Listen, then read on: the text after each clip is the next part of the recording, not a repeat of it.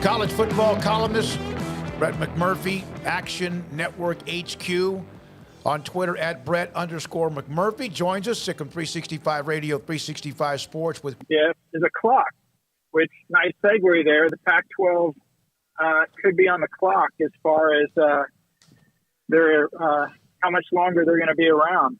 But when the Big Ten grabs some schools, and then I think the Big 12 comes in and grabs some schools.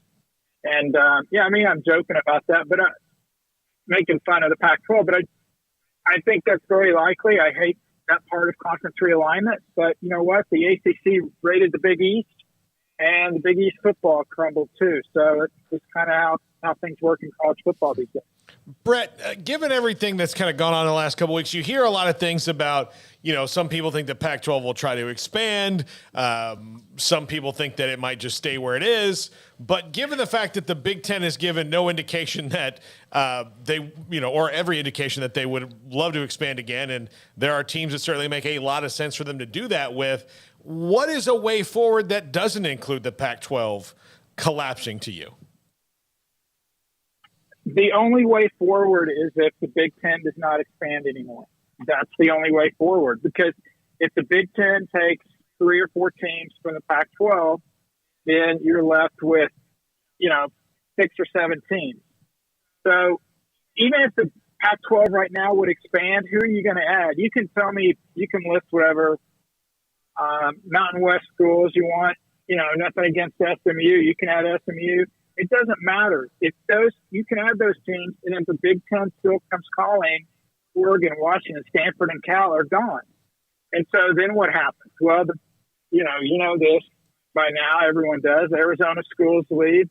The Utah and Colorado, they all come to the Big 12. So I think the only way the Pac-12 survives is if the Big Ten does a complete 180, which everything I've been told in the past 2 months. Kevin Warren did an interview with HBO Sports that aired last night.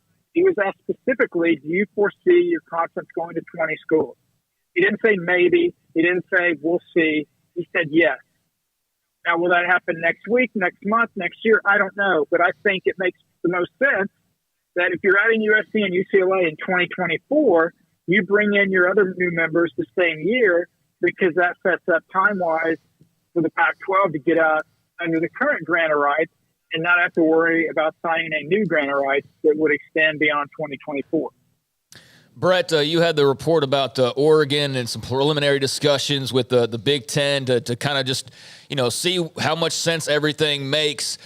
Is that, I feel like, going on probably at multiple places? Is this unique to Oregon in any way? And how much are some of the big power brokers, I guess in this case with Oregon, most people point to Phil Knight, how much are they starting to kind of see the future and the lack of clarity and making moves or wanting to make moves as much as, let's say, school presidents do?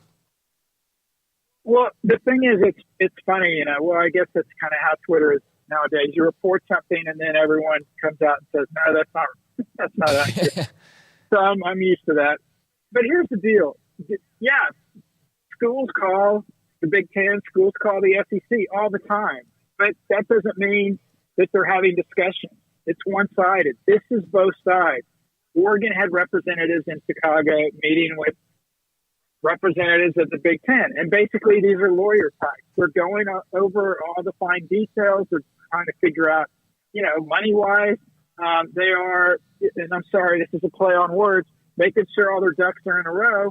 And this is the first step of the process to have Oregon go to the Big Ten. The same thing happened with OU and Texas with the SEC. The same thing happened with USC and to some extent with UCLA in the Big Ten. The only difference is that those meetings never got out publicly or were reported because those things kind of came out of nowhere, especially USC, UCLA, and happened at spur of the moment. So that's why I reported it. It is significant. And again, Oregon's not the only school they're going to take, but they're at the top of the list. Well, Notre Dame's at the top of everybody's list, and then Oregon's next. They want to get that figured out, and then they'll move down the totem pole to Washington, Stanford, and Cal. If, in fact, and it appears is based on what you're saying and what was discussed, is that they're going to add somebody from the Pac-12, whoever it might be, do you feel like any of those teams, if they don't go to the Big Ten, not Stanford because they don't want to be a part of the Big 12, Will Oregon or Washington ever look around and realize that maybe that is their only option? That the Big 12 is? Yes. Well, I guess if you're saying the Big 10 does not invite them, and Yes. the Big 10 takes some other schools, Yes. based on the Pac-12 being down to 6 schools, it's a Pac. We'll say the Big 10, a miracle happens and the ACC grant rights, mysteriously disappears and isn't, go on for the next 14 years. And the Big 10 can now raise the ACC. The SEC obviously would grab teams from the ACC. And Oregon, Washington gets stuck, out there. Then I don't necessarily know if they would come to the Big 12. If the conference stays intact, if the Big 10 doesn't take any schools for the Pac-12, I think they would stay there. Now, if the Big 10, for some strange reason, wanted Stanford and Cal instead of Oregon with Washington, which I'm being told that's not going to happen, then I guess, that would be possible. I just think that's very, very unlikely in that scenario. But if the Big 10 decided to stay put, I mean, certainly they would listen to the Big 12, but I think they would be fine to stay as a 10-team league if nobody from the Pac-12 gets taken by the Big 10 or any other league. Yeah, we heard the reports also that Notre Dame was the only one that had a specific dollar figure attached to them in an escalator clause. But Brett, given a rule change that would hurt Notre Dame, I mean, is that still just pie in the sky thinking from the Big 10? I don't necessarily think so. I think, at the end of the day, Notre Dame prefers to remain an independent. I've always said that I thought Notre Dame would remain an independent until the end of time. And I still think that. The only way that changes, there's two ways that changes, is if the Big 10 gets to 20 and the SEC gets to 20. Both of those conferences are not playing 10 games. The Big 12 would be at 16 in that scenario. The Big 12 would be playing 9, maybe 10 conference games. Who's left for Notre Dame to play at that point? I mean, NBC is not going to pay $60 million for Notre Dame to play Ball State every week. So that would be one way that Notre Dame would kind of be nudged into a conference. The other way is, we've got 4 years left on the college football playoff 14 format. The playoff is going to expand. What's it going to look like? We have no idea. Those guys haven't been able to figure that out. They'll meet in the next month or so. But if somehow, some way, the new playoff going forward 4 years from now, if there's a heavy emphasis on being in a conference, that could perhaps nudge Notre Dame to the Big 10. But it's unlikely the SEC would be for any proposal that puts an emphasis on conference affiliation. They just simply want the best teams based on the ratings, no matter what conference they're in. One, because they will benefit the most from that. And two, they know if there's a lot of restrictions regarding having to be in a conference, that would nudge Notre Dame to the Big 10. And that's the last thing the SEC wants to do is help out the Big 10. Brett McMurphy, again, Action Network HQ with us, Sick on 365 Radio and 365 Sports. We've all said this, and it's such a simple question, but can you wait until they're or can you not wait? Like, my goodness, let's play games. Let's have wins and losses, stats, quarterbacks, whatever else. Yeah, I can't, it's funny. I can't wait. And then it's like we're watching Nebraska and Northwestern, and I guarantee you guys need to put it over under. I kickoffs at around 12:30 Eastern time. Like, how many minutes into the game will somebody tweet, Fox is paying, $1 billion for this, after the first fumbled punt or snap over the quarterback's head or something like that. But hey, that's what makes college football great is everybody loves their own school, and then everybody likes to make fun of every other school. Brett, in terms of the Big 12, Brett Yormark, he's doing his college campus tours. He was in Waco today, visiting Baylor.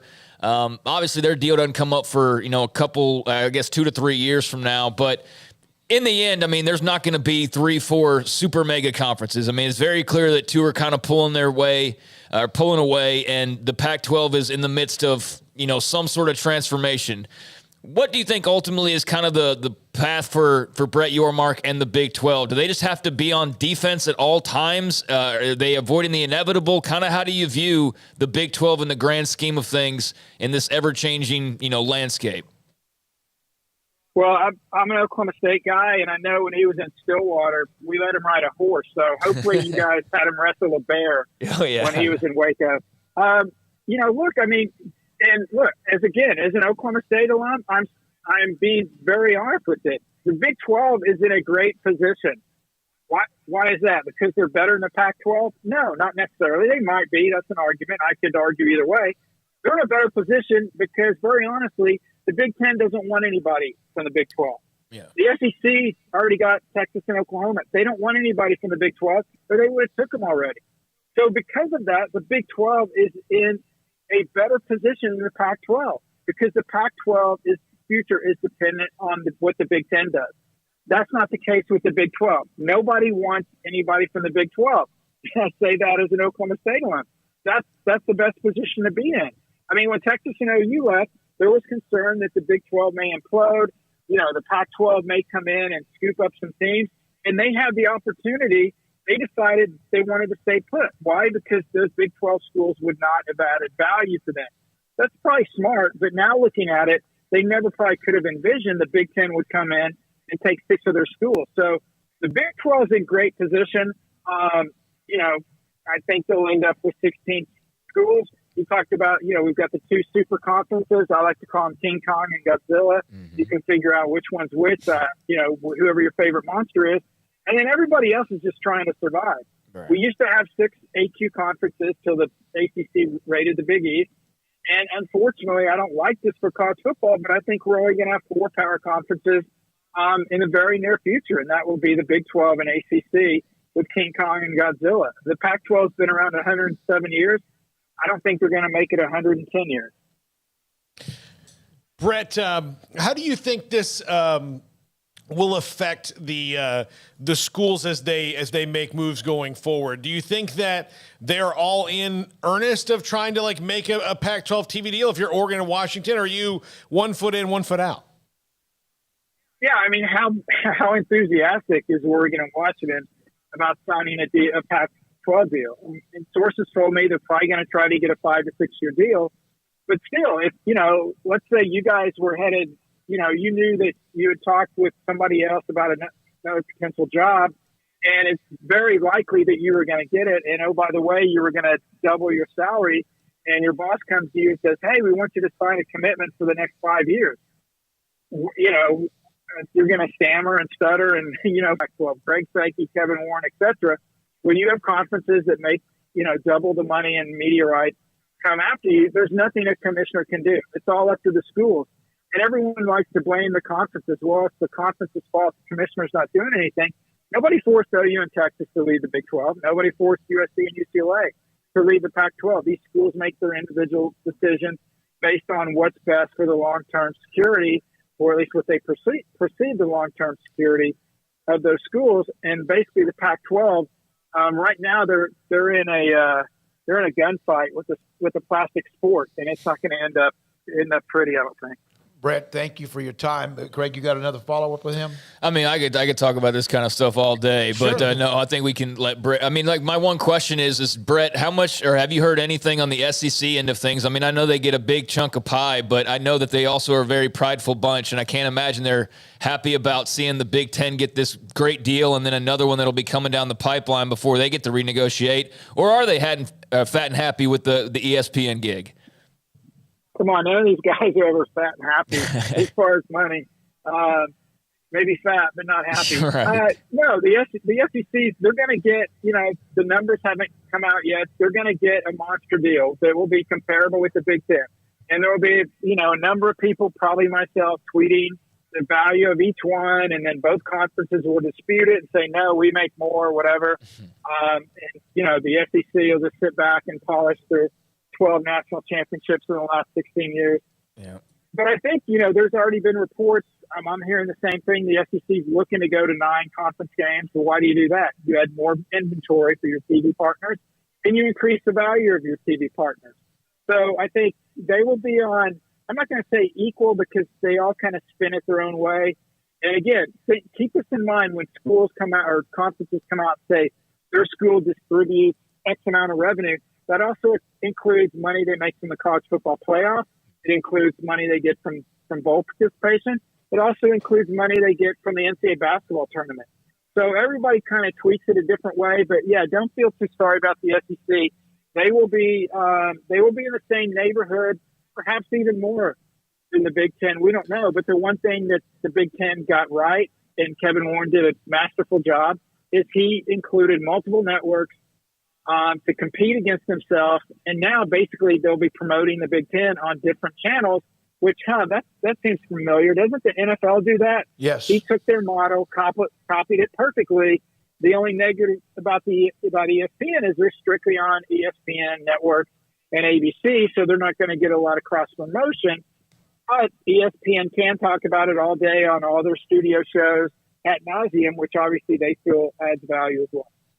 Brett, you did an article, and my question to close it out, and again, thanks for the time you've given us, the analytics of coaches, fourth down gambles.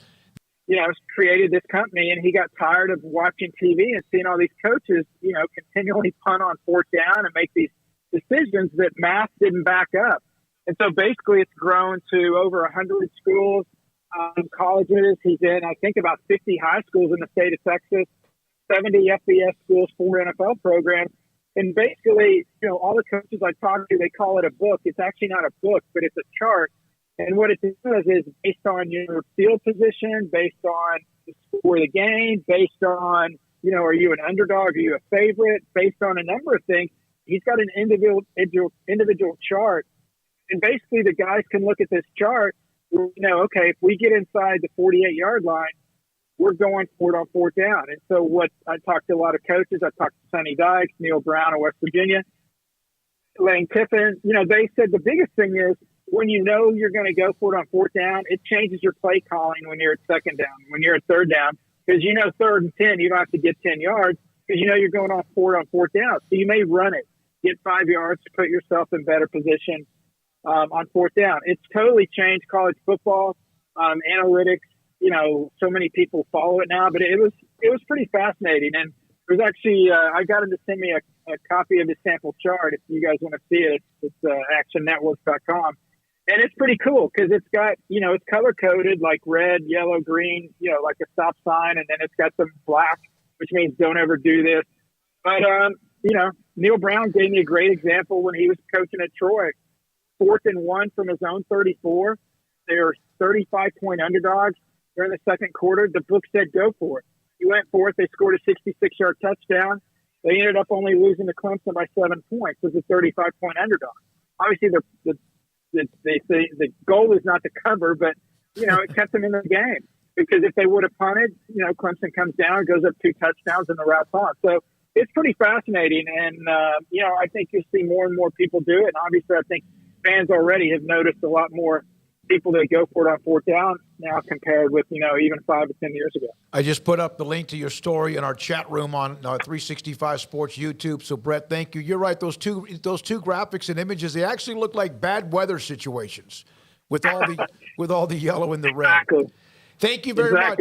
Yeah, go ahead. You got it, guys. No, it's like Sonny Dykes said. It's similar, but not quite like the blackjack charts, the cheat charts for blackjack. He goes, I'm going to hit on 16 if the dealer has a face card. But they have a lot of success. 13 of last year's top 25 final college football polls are clients of Championship Analytics. So a lot of people are on board with it. Thank you, Brett. As always, Brett McMurphy, some great knowledge and insight with what he has, of course, learned and what he's written as well in many things college football. We appreciate his time. ActionNetwork HQ.com, and some of you on the chat room obviously